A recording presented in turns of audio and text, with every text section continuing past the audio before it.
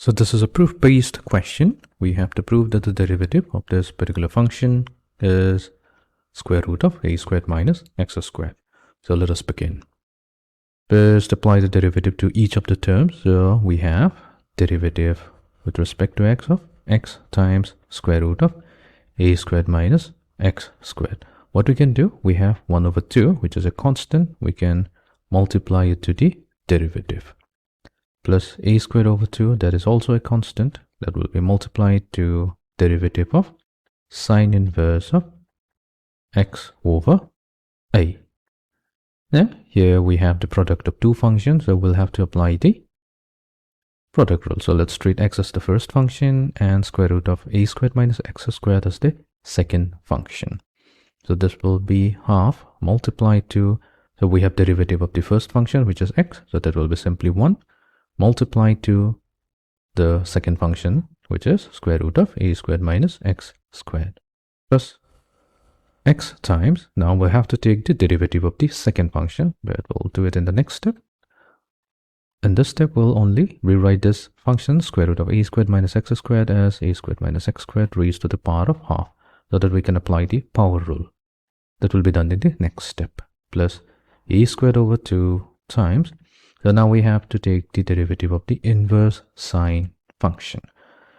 So let me note here that if we have the inverse sine function, sine inverse of x, then its derivative will be given by 1 divided by square root of 1 minus x squared. So in our case, we have x over a. So let's try to do that. So we have 1 divided by square root of 1 minus. So this, instead of x, we have x over a whole squared. However, we'll need to use the chain rule. For that, we will simply multiply it to the derivative of x over a. So this will be equals to, so we have half multiplied to square root of a squared minus x squared plus x. So now we'll apply the chain rule here. So this will be half times a squared minus x squared raised to the power of half minus 1. Let me write it down. Half minus 1 times derivative of a squared minus x squared. So this is the chain rule. So that will be negative 2x. Since a is a constant, so its derivative will be 0. Plus a squared over 2 times.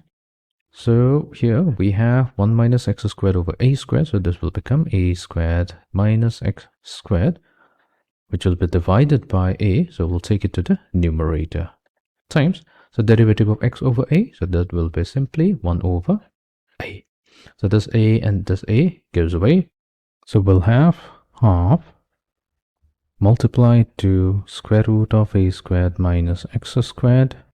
So this term will become, so we have negative x squared divided by a squared minus x squared, whole raised to the power of positive half, plus a squared over 2 times square root of a squared minus x squared, which will be equals to square root of a squared minus x squared divided by 2 minus x squared divided by 2 times square root of a squared minus x squared plus a squared divided by 2 times square root of a squared minus x squared.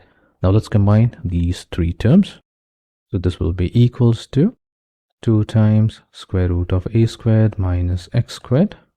In the numerator, we have a squared minus x squared plus a squared. So we have 2 times a squared minus x squared in the numerator divided by 2 times square root of a squared minus x squared, which reduces to square root of a squared minus x squared. And this is what we are asked to prove. So yeah, that's what we have got.